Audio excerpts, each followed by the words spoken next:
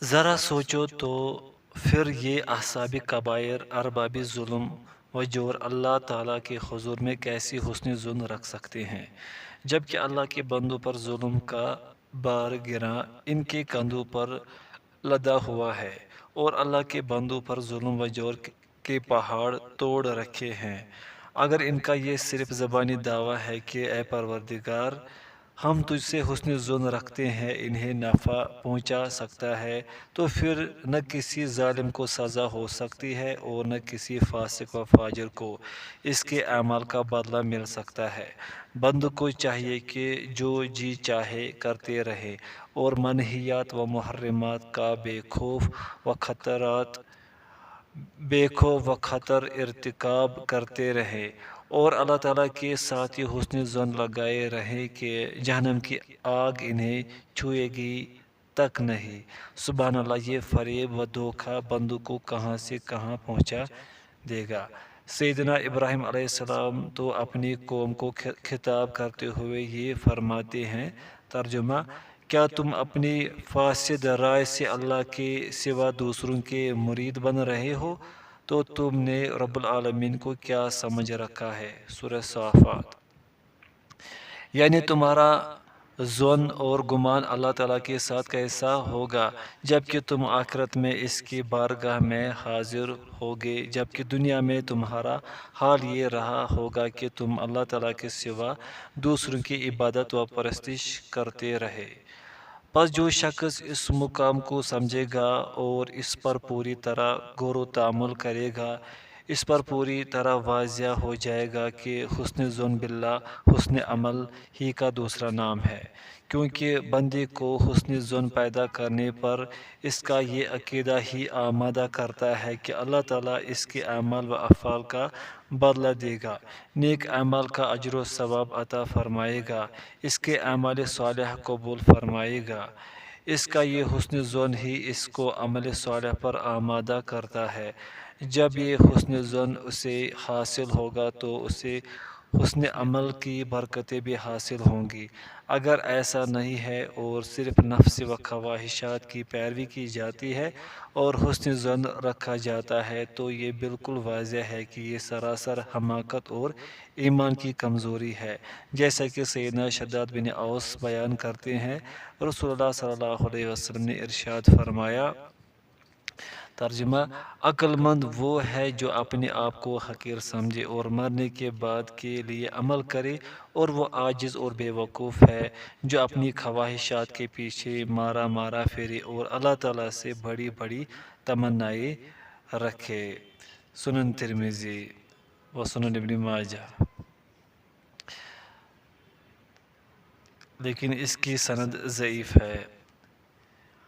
حاصل کلام یہ ہے کہ حسن ظن تب ہی پیدا ہو سکتا ہے جب کہ نجات کے اسباب پائے جائیں اور ہلاکت و بربادی کے اسباب پیدا کیے جائیں، تو حسن ظن پیدا ہی نہیں ہو سکتا۔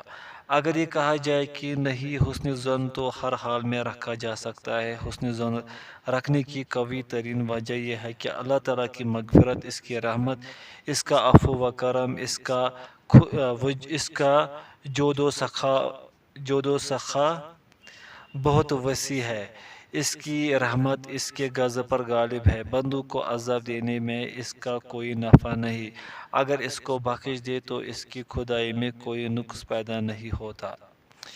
اس کا جواب یہ ہے کہ بات تو یہی ہے، اور ذات الہی تو اس سے بھی زیادہ عرفہ و بلند ہے، اس کی جلالت شان بہت بلند و بالا ہے، وہ اکرم الاکرمین ارحم الراحمین ہے، جود و سخا کے تمام خزانے اس کے ہاتھ میں ہے، وہی مالک الملک اور قادر مطلق ہے، لیکن شہنشاہ قدوس ان تمام چیزوں کو اپنے محل و مقام ہی میں صرف کرتا ہے اور انہی مقامات پر صرف فرماتا ہے جہاں ان کا صرف مناسب ہوتا ہے، کیونکہ حق سبحانہ و تعالی حکمت والا، عزت و غلبہ، انتقام و بدلہ، قوی البطش، مضبوط گرفت اور مستحق عذاب کو عذاب دینے کی صفات سے بھی تو موصوف و متصف ہے۔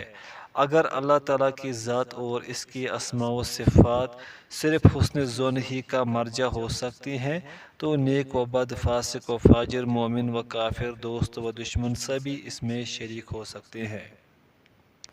بس یقینی امر یہ ہے کہ مجرم کے لیے اسماء الہی اور صفات الہیہ سود مند نہیں ہو سکتے، کیونکہ وہ اللہ تعالیٰ کی خفگی اور اس کے غضب کا بار اپنے کندھوں پر لادے ہوئے ہے۔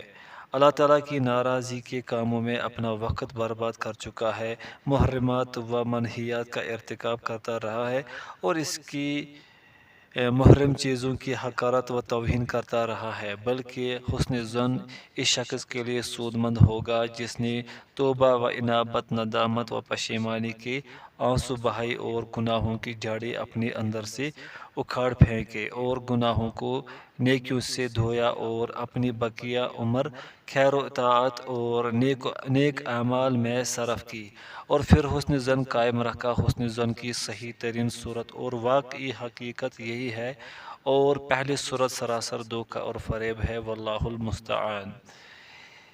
یہ فصل اگرچہ کچھ طویل ہو گئی لیکن تم اسے طویل نہ سمجھنا، ہر شخص کو اس کی ضرورت بلکہ شدید ضرورت ہے۔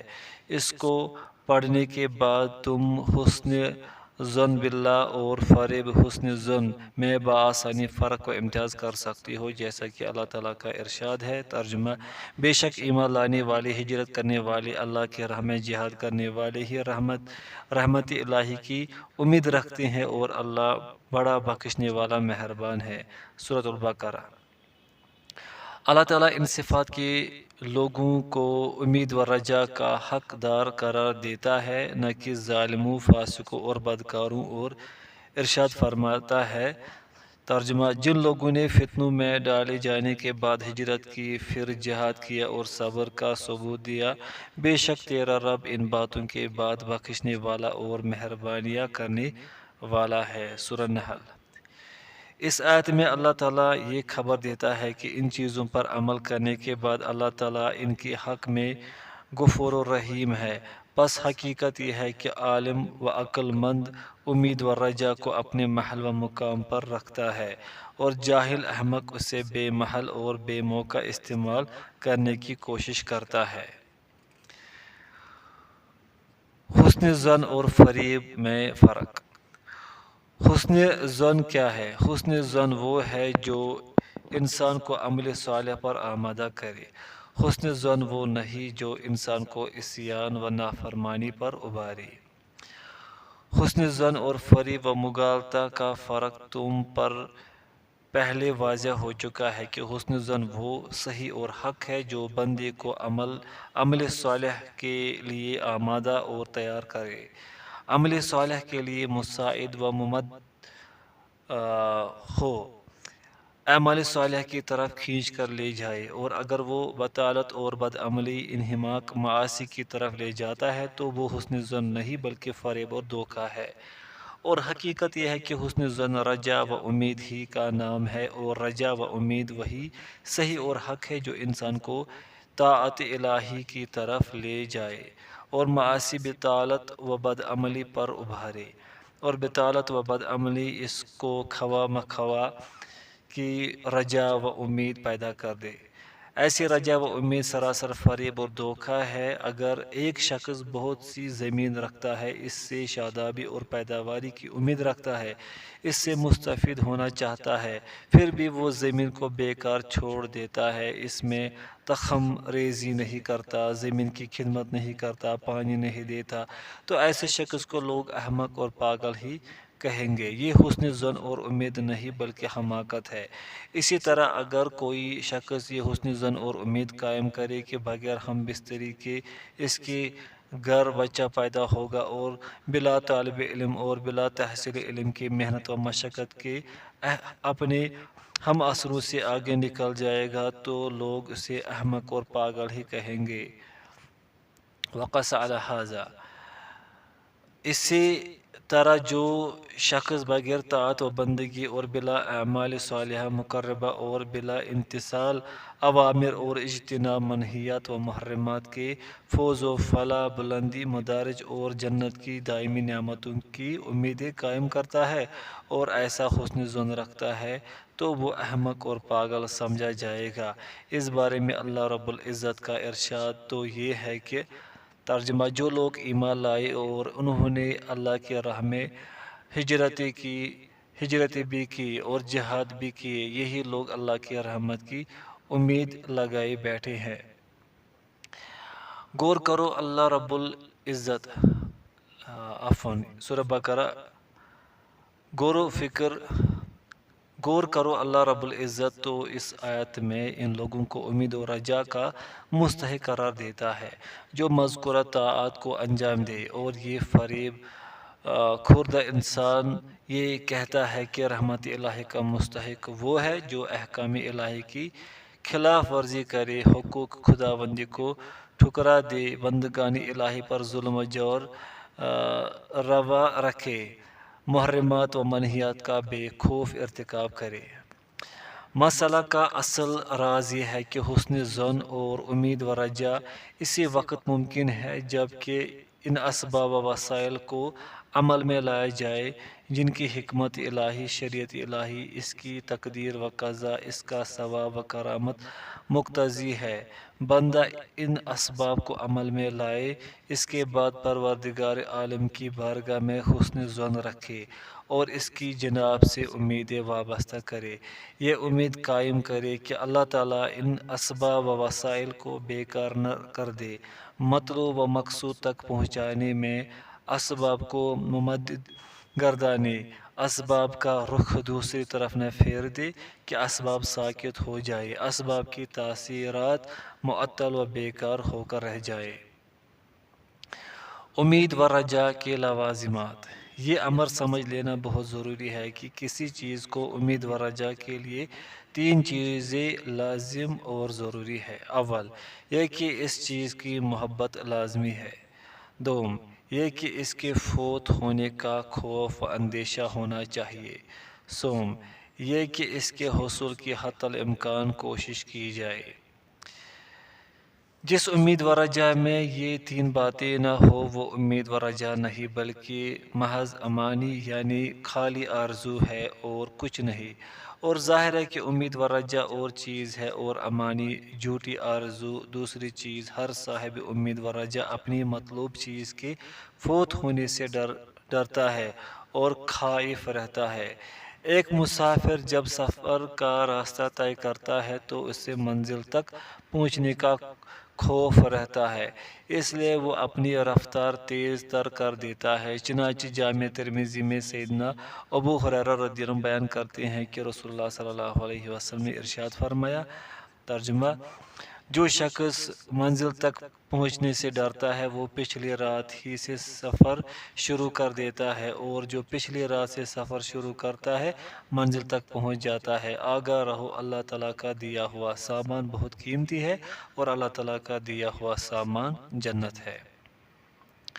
اور اللہ تعالیٰ نے جس طرح اعمال صالحہ والوں کے لیے امید و رجا ضروری گردانی ہے، اسی طرح ان کے لیے خوف و ڈر بھی ضروری گردانا ہے، اور یہ خوب واضح ہے کہ خوف و رجا وہی مفید ہے جس کے ساتھ عمل صالح موجود ہو۔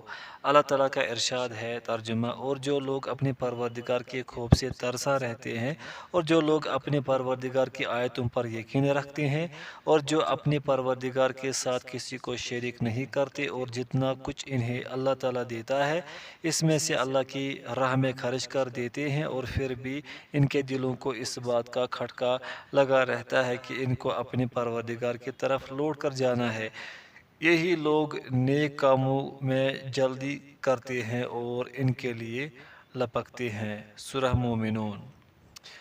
اور جامع ترمذی میں سیدہ عائشہ صدیقہ رضی اللہ عنہ بیان فرماتی ہیں، رسول اللہ صلی اللہ علیہ وسلم سے میں نے اس آیت کے متعلق پوچھا، یا رسول اللہ، ایسے لوگ کون ہیں؟ کیا یہ وہ لوگ ہیں جو شراب پیا کرے، زنا اور چوری کیا کرے؟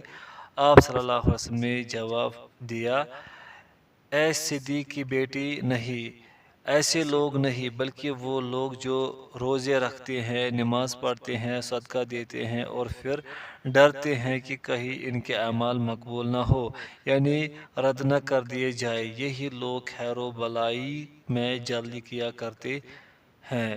سنن ترمذی، ابن ماجہ۔ نیز سیدنا ابو ہریرہ رضی اللہ عنہ سے بھی یہ روایت مروی ہے۔ آیت مذکورہ میں اللہ تعالیٰ اہل سعادت کی توصیف و تعریف فرماتا ہے تو ان کے احسان و نیکی اور خوف الہی کا ذکر فرماتا ہے، اور شقی و بدبخت لوگوں کا ذکر فرماتا ہے تو ان کے گناہ اور ان کی بے خوفی کا ذکر فرماتا ہے۔ صحابہ رضی اللہ عنہ کے آنسو۔ اگر کوئی صاحب بصیرہ صحابہ کرام رضی اللہ عنہ کے حالات پر غور کرے تو اسے معلوم ہوگا صحابہ کرام کس درجہ اعمال صالحہ سے مزین تھے، پھر بھی وہ کس درجہ اللہ سے ڈرتے تھے، اور ہم ہیں کہ باوجود انتہا درجہ کی تقصیر و کوتاہی کے بھی کس قدر بے خوف اور نڈر بنے ہوئے ہیں، یہ ہماری کس قدر غلط فہمی ہے۔ سیدنا ابو بکر صدیق رضی اللہ عنہ کے حالات پڑھو، آپ رضی اللہ عنہ اکثر اپنی زبان پکڑ کر کہتے تھے اس نے مجھے ہلاکت کے مواقع میں ڈالا ہے، یہ کہہ کر حد سے زیادہ روتے۔ موطا امام مالک۔ اور فرماتے جو رویا کرو خوب رویا کرو، اگر نہ رو سکو تو کم از کم روانی شکل تو بناؤ۔ کتاب الزہد۔ جب آپ رضی اللہ عنہ نماز کے لیے کھڑے ہوتے تو خوف الہی ایسا طاری ہو جاتا کہ لکڑی کی طرح کھڑے ہو جاتے، ذرا بھی جنبش نہیں ہونے پاتی تھی۔ کتاب الزہد۔ للامام احمد۔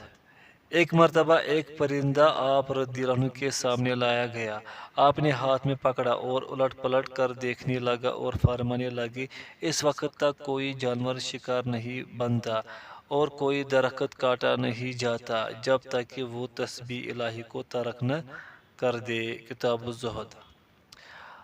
آپ رضی اللہ عنہ کی وفات کا وقت قریب آ گیا تو سیدہ عائشہ رضی اللہ عنہ صدیقہ سے خطاب کرتے ہوئے فرمایا، بیٹی میرے پاس مسلمانوں کے مال میں سے یہ چیزیں ہیں، ایک ابا، ایک دودھ نکالنے کا پیالہ اور ایک غلام، تو اسے جلد سے جلد خطاب کے بیٹے عمر رضی اللہ عنہ کے پاس پہنچا دو۔ اور آپ رضی اللہ عنہ نے فرمایا کیا اچھا ہوتا میں درخت ہوتا کہ مجھے جانور کھاتے اور پھر کاٹ دیا جاتا۔ کتاب الزہد للامام احمد۔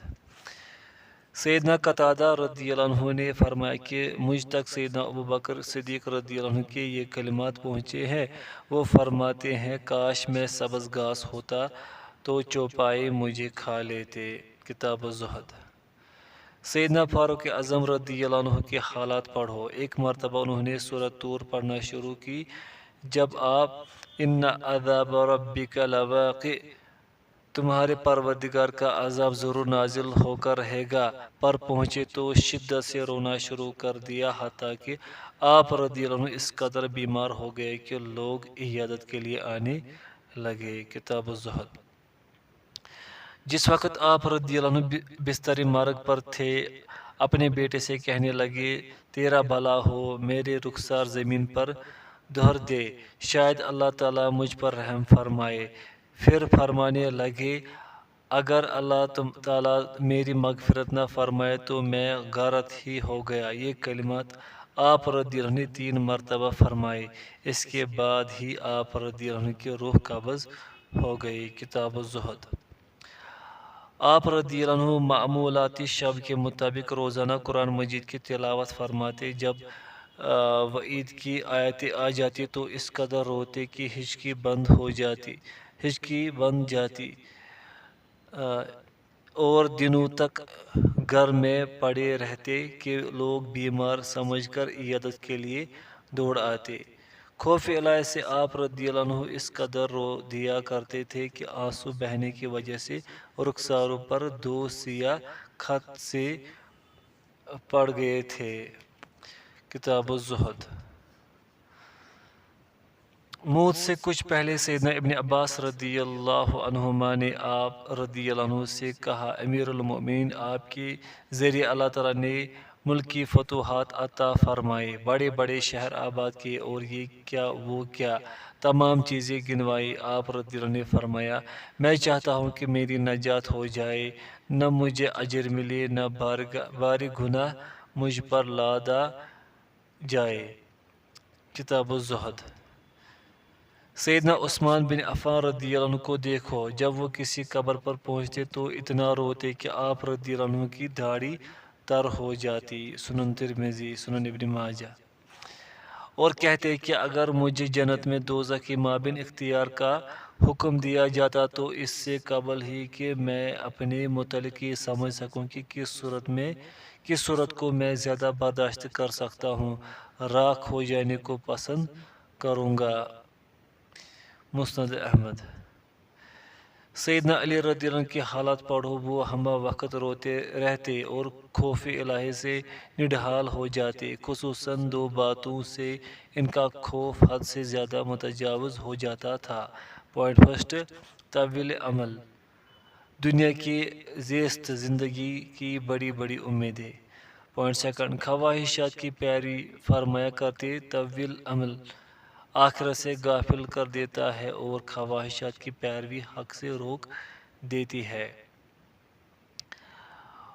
اور فرمایا کرتے، دنیا پیٹھ دے کر بھاگ رہی ہے اور آخرت نہایت تیزی سے قریب آ رہی ہے، اور لوگ ان دونوں کے بال بچے ہیں، دنیا کے بھی اور آخرت کے بھی۔ تم آخرت والے بنو، دنیا والے نہیں۔ آج عمل کا دن ہے، حساب نہیں، حساب کل ہوگا، کل عمل نہیں ہوگا۔ سیدنا ابو درداء رضی اللہ عنہ کے حالات پڑھو، فرماتے تھے، قیامت کے دن سب سے زیادہ مجھے اس امر کا خوف ہے کہ مجھ سے باز پرس ہوگی کہ تم نے جو کچھ علم سیکھا تھا اس پر تم نے کس قدر عمل کیا۔ اور کہا کرتے تھے، مرنے کے بعد جو کچھ پیش آنے والا ہے اگر تمہیں معلوم ہو جائے، تم شوق سے کھانا پینا چھوڑ دو اور گھروں میں نہ رہو، بلکہ گھروں سے نکل کر پہاڑوں کی طرف بھاگو، ماتم کرو اور روتے ہی رہو، اے کاش کہ میں درخت ہوتا، کاٹا جاتا، کھا لیا جاتا۔ سیدنا عبداللہ بن عباس رضی اللہ عنہما کے حالات پڑھو، آنسوؤں کی کثرت کی وجہ سے ان کی آنکھوں کے نیچے سیاہ نشان پڑ گئے تھے۔ سیدنا ابو ذر رضی اللہ عنہ اکثر فرمایا کرتے تھے، کاش میں درخت ہوتا، لوگ مجھے کاٹ ڈالتے، کاش میں پیدا ہی نہ ہوا ہوتا۔ ان کی خدمت میں جب کچھ نان و نفقہ پیش کیا جاتا تو جواب دیتے، ہماری بکریاں ہمارے پاس ہیں، ہم انہیں دودھ دوہ کر پی لیا کرتے ہیں، گدھے ہیں، سواری کی ضرورت ہو تو ان پر سواری کر لیا کرتے ہیں، آزاد کردہ غلام ہیں جو ہماری خدمت کر لیا کرتے ہیں، سیاہ کمبل ہے جسے اوڑھ لیا کرتے ہیں۔ مجھے تو انہی چیزوں کی حساب و کتاب کا خوف کھائے جاتا ہے، اور لے کر کیا کروں گا۔ سیدنا تمیم داری رضی اللہ عنہ نے ایک مرتبہ سورہ جاثیہ پڑھنا شروع کی، اور جب وہ اس آیت پر پہنچے، ام حسب الذین اجترحوا السیئات ان نجعلکم کالذین آمنوا وعملوا الصالحات، جو لوگ بد کرداریوں کے مرتکب ہوتے رہتے ہیں، کیا انہوں نے یہ خیال کر رکھا ہے کہ ہم ان کو ان لوگوں جیسا کر دیں گے جو ایمان لائے اور نیک عمل کیے۔ سورۃ الجاثیہ۔ تو بار بار اسے پڑھتے اور روتے حتیٰ کہ اسی حالت میں صبح ہو گئی۔ سیدنا ابو عبیدہ بن الجراح رضی اللہ عنہ کہا کرتے تھے، کاش میں بھیڑ ہوتا، میرے گھر والے مجھے ذبح کر کے میرا گوشت کھا لیتے اور میرا شوربہ پی جاتے۔ اس بارے میں آثار اس قدر موجود ہیں کہ یہاں پیش کرنا دشوار ہے۔ صحیح البخاری میں ایک باب مستقل ہے، باب مومن کے خوف کا بیان، کہ کہیں اس کے اعمال اس طرح ساقط نہ ہو جائیں کہ وہ سمجھ بھی نہ سکے۔ سیدنا ابراہیم تیمی رحمۃ اللہ فرماتے ہیں جب کبھی میں نے اپنے قول و عمل کا جائزہ لیا تو یہی ڈر ہوا کہ میں جھوٹ تو نہیں بول رہا ہوں۔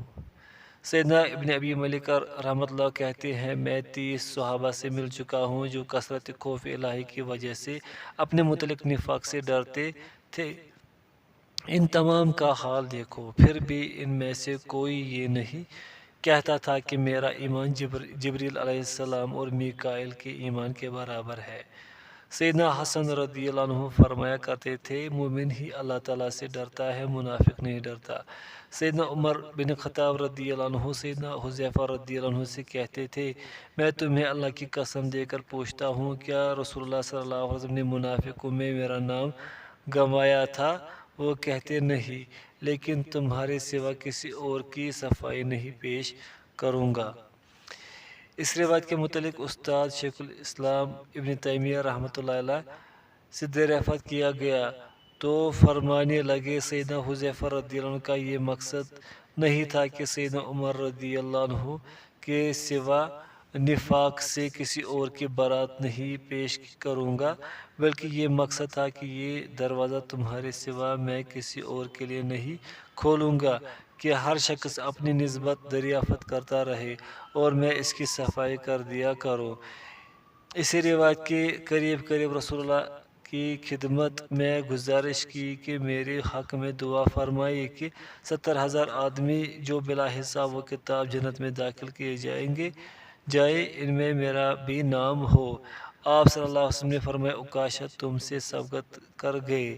اس سے رسول اللہ کا یہ مقصد نہیں ہے کہ اس کے حقدار صرف عکاشہ رضی اللہ عنہ ہے، بلکہ یہ مقصد ہے کہ اگر اس کے لیے دعا کی جائے گی تو یکے بعد دیگرے بہت سے لوگ کھڑے ہو جائیں گے اور کہیں گے ہمارے لیے بھی دعا فرمائے، اور جب یہ دروازہ کھل جاتا ہے ہو سکتا ہے ایسے لوگ بھی کھڑے ہو جائیں جو اس کے مستحق نہ ہو اور کہنے لگے کہ ہمارے لیے بھی دعا فرمائے۔ اس لیے یہاں اس سلسلہ کو روک دینا ہی اعلیٰ اور بہتر تھا، واللہ عالم۔